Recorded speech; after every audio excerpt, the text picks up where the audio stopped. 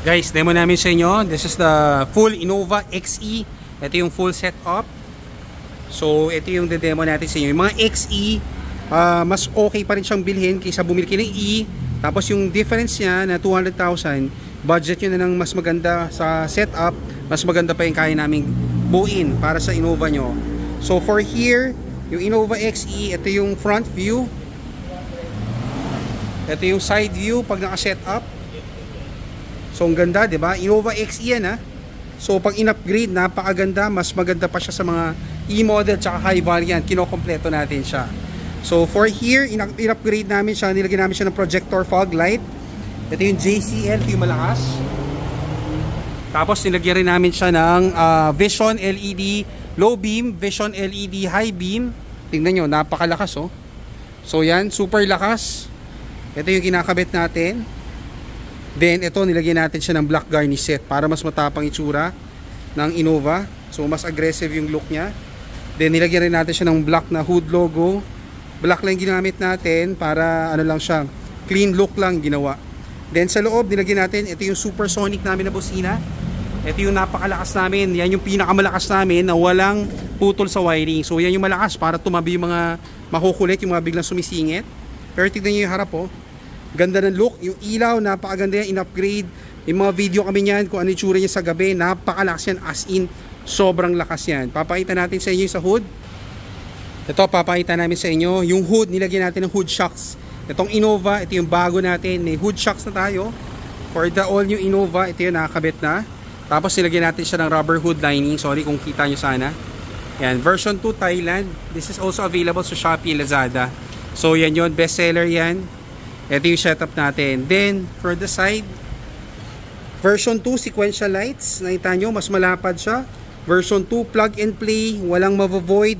Walang mavovoid sa setup na to. Nilagyan natin siya ng visor. Black garnish set. Ito yun. Step board. Nilagyan natin siya. Fender flarings. Mudguard. Tingnan yung side view. Oh. Diba? Innova XE. Pero pagka if you're out for buying Innova XE, meron kayo Innova XE, ito yung kaya natin i-set up. Bigyan nyo na ng magandang budget. Maganda yung kaya natin buuin. Ito, naka-garnish na siya.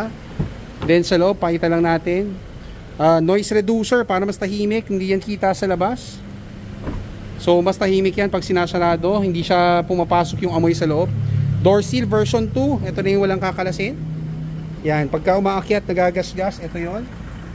Ito yung kailangan mo. Tapos, of course, ilagyan natin siya ng steering cover. Yan o, steering cover. Napakaganda, napakasarap. Bagong-bago, may plastic.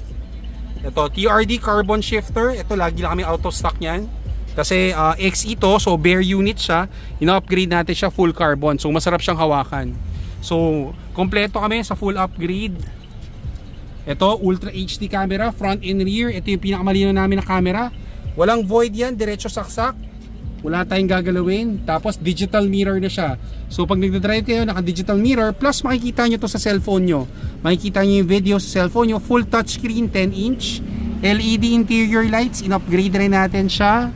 So ito, lahat to 1 hour lang. Tapos na namin siya. Ito yung setup na ginawa natin for the Innova. Then sa likod, rear seal. Nilagyan natin siya. Black garnish set. Sa ilalim, nilagyan natin siya ng sway bar para sa handling, better cornering. Yan yun, napakaganda. Bolt-on kit.